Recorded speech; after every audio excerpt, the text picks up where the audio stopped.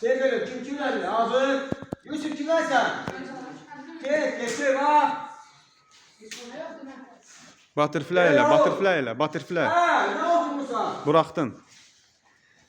Buraxdın. İndi open kartdan keçid. Necədir öyrətmişdim sənə? Dizini qoymalısan yerə. Malik. Dizini qoymalısan yerə. Bas.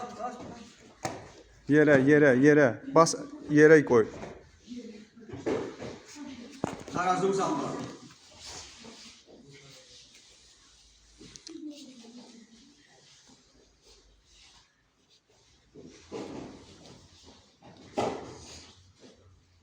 Yavaş ol. Bak şimdi bağlayacağım ha Malik. Oy Malik. Əlini aşağı fırlat. Все, gecikdin. Ayağını alır. Eybi yoxdur, sıx boğazına sıx. Gecikdin.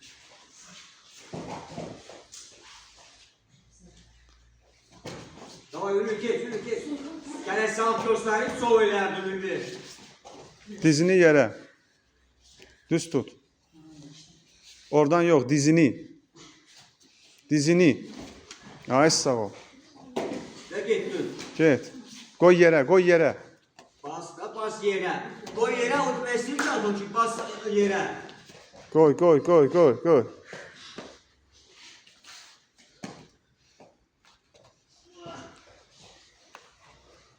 Əlini ayağının altına sal.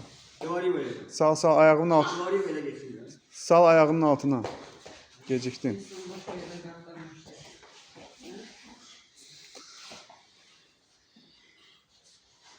Əlini sal ayağının altına. Bax, o qarnından götür. Götür qarnından. Tamam Raul evlenmişler. Sağ. Ha. Ha, все, itələ, sinənlə bas. Sinənlə bas. Bu bilsə əlvi keçid bu tərəfə. Yox, o əlvi, sol əlvi. Qoy boğazına bunun. Все, gecikdin.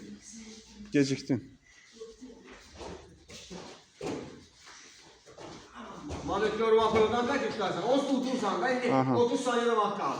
Pro böyle gör belki gelecek. Half guard. Ha. Bakın. Qalx, yox. Dalğı qaldır. Ay sağ ol. İndi dizini qatdala. Ay, keçdin.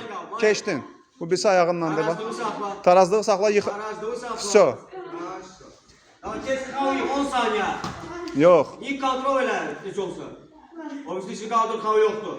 Dişini kaldır. Ha. O birisi ayağı qoy. Bak. O birisi dizini.